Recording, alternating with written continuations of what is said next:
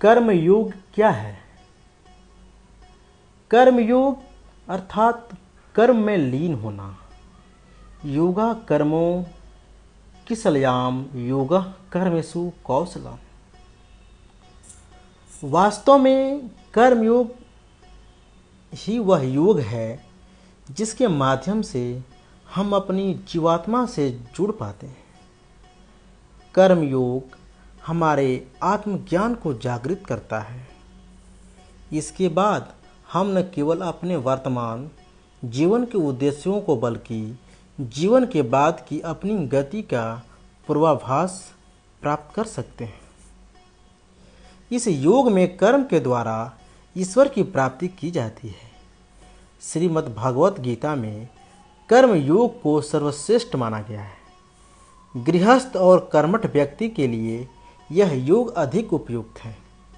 हम में से प्रत्येक किसी न किसी कार्य में लगा हुआ है, पर हम में से अधिकांश अपनी शक्तियों का अधिकतर भाग व्यर्थ खो देते हैं, क्योंकि हम कर्म के रहस्य को नहीं जानते। जीवन के लिए, समाज के लिए, देश के लिए, विश्व के लिए कर्म करना आवश्यक है, किंतु यह भी एक सत्य है कि दुख की उत्पत्ति कर्म से ही होती है। सारे दुख और कष्ट आसक्ति से उत्पन्न हुआ करते हैं। कोई व्यक्ति कर्म करना चाहता है, वह किसी मनुष्य की भलाई करना चाहता है, और इस बात की भी प्रबल संभावना है कि उपकृत मनुष्य कृतज्ञ निकलेगा और भलाई करने वालों के विरुद्ध कार्य करेगा। इस प्रकार सुकृत्य भी दुख हो देता है। फल यह होता है कि इस प्रकार की घटना मनुष्य को कर्म से दूर भगाती है। यह दुख या कष्ट का भय कर्म और शक्ति का बड़ा भाग नष्ट कर देता है। कर्मयोग सिखाता है कि कर्म के लिए कर्म करो, आसक्ति रहित होकर कर्म करो। कर्मयोगी इसीलिए कर्म करता है कि कर्म करना उसे अच्छा लगता है और इसके परे उसका कोई हेतु नहीं है। कर्मयोगी कर्म का त्याग नहीं करता, वह केवल कर्म फल का त्याग करता है और कर्म जनित दुखों से मुक्त हो जाता है। उसकी स्थिति इस संसार में एक दाता के समान है और वह कुछ पाने की भी कभी चिंता नहीं करता। वह जानता है कि वह दे रहा है और बदले में कुछ मांगता नहीं, और इसीलिए वह दुख के चंगुल में नहीं पड़ता। वह जानता है कि दुख का बंधन आसक्ति की प्रतिक्रिया का ही फल हुआ करता है। गीता में कहा गया है कि मन का समत्व भाव ही योग है, जिसमें मनुष्य सुख दुख, लाभ हानि, जय पराजय, संयोग वियोग को समान भाव से चित्त में ग्रहण करता है। कर्म फल का त्याग कर धर्मनिरपेक्ष कार्य का संपादन भी पूजा के समान हो जाता है। संसार का कोई कार्य ब्रह्म से अलग नहीं है, इसलिए कार्य की प्रकृति कोई भी हो, निष्काम कर्म सदा ईश्वर को ही समर्पित हो जाता है। पुनर्जन्म का कारण वासनाओं या अतृप्त कामनाओं का संचय है। कर्मयोगी कर्म फल के चक्कर में ही नहीं पड़ता, अतः वासनाओं का संचय भी नहीं होता। इस प्रकार कर्मयोगी पुनर्जन्म के बंधन से भी मुक्त हो जाता है। गीता में कर्मयोग का प्रतिपादन गीता में विशद से हुआ है। भारतीय दर्शन में कर्म बंधन का कारण माना गया है, किंतु कर्मयोग में कर्म के उस स्वरूप का निरूपण किया गया है कि जो बंधन का कारण नहीं होता। योग का अर्थ है समत्व की प्राप्ति। समत्व योग उच्यते। सिद्धि और असिद्धि, सफलता और विफलता में समभाव रखना समत्व कहलाता है। योग का एक अन्य अर्थ भी है, वह है कर्मों का कुशलता से संपादन करना। योगः कर्मेषु कौशलम। इसका अर्थ है इस प्रकार कर्म करना ही कि वह बंधन न उत्पन्न कर सके। अब प्रश्न यह है कि कौन से कर्म बंधन उत्पन्न करते हैं और कौन से नहीं। गीता के अनुसार जो कर्म निष्काम भाव से ईश्वर के लिए किए जाता है वे बंधन नहीं उत्पन्न करते हैं, वे मोक्ष रूप परम पद की प्राप्ति में सहायक होते हैं। इस प्रकार कर्म फल तथा आसक्ति से रहित होकर ईश्वर के लिए कर्म करना वास्तविक रूप से कर्मयोग है और इसका अनुसरण करने से मनुष्य को अभ्युदय तथा निःश्रेयस की प्राप्ति होती है।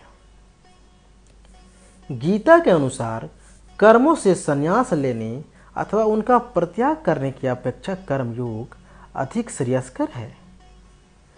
कर्मों का केवल परित्याग कर देने से मनुष्य सिद्धि अथवा परम पद नहीं प्राप्त करता। मनुष्य एक क्षण भी कर्म किए बिना नहीं रहता। सभी अज्ञानी जीव प्रकृति से उत्पन्न सत्व, रज और तम इन तीनों गुणों से नियंत्रित होकर परवश हुए कर्मों में प्रवृत्त किए जाते हैं। मनुष्य यदि बाह्य दृष्टि से कर्म भी न करे और विश्व में लिप्त न हो तो भी वह उनका मन से चिंतन करता है। इस प्रकार का मनुष्य मूढ़ और मिथ्या आचरण करने वाला कहा गया है। कर्म करना मनुष्य के लिए अनिवार्य है, उसके बिना शरीर का निर्वाह भी संभव नहीं है। भगवान कृष्ण स्वयं कहते हैं कि तीनों लोकों में उनका कोई भी कर्तव्य नहीं है, उन्हें कोई भी अप्राप्त वस्तु प्राप्त नहीं करती, फिर भी वे कर्म में संलग्न रहते हैं। यदि वे कर्म न करें तो मनुष्य भी उनके चलाए हुए मार्ग का अनुसरण करने से निष्क्रिय हो जाएंगे। इससे लोक की स्थिति के लिए किए जाने वाले कर्मों का अभाव हो जाएगा, जिसके फलस्वरूप सारी प्रजा नष्ट हो जाएगी। इसलिए आत्मज्ञानी पुरुष को भी जो प्रकृति के बंधन से मुक्त हो चुका है सदा कर्म करते रहना चाहिए। अज्ञानी मनुष्य जिस प्रकार फल प्राप्ति की आकांक्षा से कर्म करता है उसी प्रकार आत्मज्ञानी को लोक संग्रह के लिए आसक्ति रहित होकर कर्म करना चाहिए। इस प्रकार आत्मज्ञान से संपन्न व्यक्ति ही गीता के अनुसार वास्तविक रूप से कर्मयोगी हो सकता है। स्वामी विवेकानंद की प्रसिद्ध किताब कर्मयोग उनके द्वारा अमेरिका में दिसंबर 1895 से जनवरी 1896 के बीच दिए गए व्याख्यानों का संकलन है। स्वामी जी के अनुसार कर्मयोग वस्तुतः निस्वार्थपरता और सत्कर्म द्वारा मुक्ति लाभ करने की एक विशिष्ट प्रणाली है। विवेकानंद कहते हैं कि बिना किसी निजी स्वार्थ के लोकोपकार के लिए अपना कर्तव्य सर्वश्रेष्ठ तरीके से करना ही कर्मयोग है। कर्मयोग के आदर्श को प्रस्तुत करते हुए वे कहते हैं कि आदर्श पुरुष तो वे हैं जो परम शांति एवं निष्बद्धता के लिए बीच भी तीव्र कर्म का तथा प्रबल कर्मशीलता के बीच भी मरुस्थल की शांति की निष्बद्धता का अनुभव करते हैं। उन्होंने स्वयं का रहस्य जान लिया है, अपने ऊपर विजय प्राप्त कर चुके हैं। किसी बड़े शहर की भरी हुई सड़कों के बीच से जाने पर भी उनका मन उसी प्रकार शांत रहता है मानो वे किसी निःशब्द गुफा में हों, और फिर भी उनका मन सारे समय कर्म में तीव्र रूप से लगा रहता है। यही कर्मयोग का आदर्श है, और यदि तुमने यह प्राप्त कर लिया है तो तुम्हें वास्तव में कर्म का रहस्य ज्ञात हो गया। गीता में वर्णित अनासक्ति का सिद्धांत कर्मयोग में बहुत महत्वपूर्ण माना जाता है। इसे समझाते हुए स्वामी जी कहते हैं कि अनासक्त हो, कार्य होते रहने दो, मस्तिष्क के केंद्र अपना अपना कार्य करते रहें, निरंतर कार्य करते रहें, परंतु एक लहर को भी अपने मन पर प्रभाव मत डालने दो। संसार में इस प्रकार कर्म करो मानो तुम एक विदेशी पथिक हो, 2 दिन के लिए यहाँ आए हो। कर्म तो निरंतर करते रहो, परंतु अपने को बंधन में मत डालो। बंधन बड़ा भयानक है। संसार हमारी निवास भूमि नहीं है, यह तो उन सोपानों में से एक है जिनमें से होकर हम कहीं जा रहे हैं। यही है कर्मयोग। कर्मयोग का वास्तविक तात्पर्य समझाते हुए स्वामी जी विवेकानंद जी कहते हैं कि अब तुमने देखा कर्मयोग का अर्थ क्या है। उसका अर्थ है मौत के मुंह में भी बिना तर्क वितर्क के सबके सहायता करना। भले ही तुम लाखों बार ठगे जाओ पर मुंह से एक बात तक ना निकले, और तुम जो कुछ भले कार्य कर रहे हो उनके संबंध में सोचो तक नहीं। निर्धन के प्रति किए गए उपकार पर गर्व मत करो और उनसे कृतज्ञता की ही आशा रखो, बल्कि उल्टे तुम ही से कृतज्ञ हो, यह सोचकर कि उसने तुम्हें दान देने का एक अवसर दिया है। यही है कर्मयोग।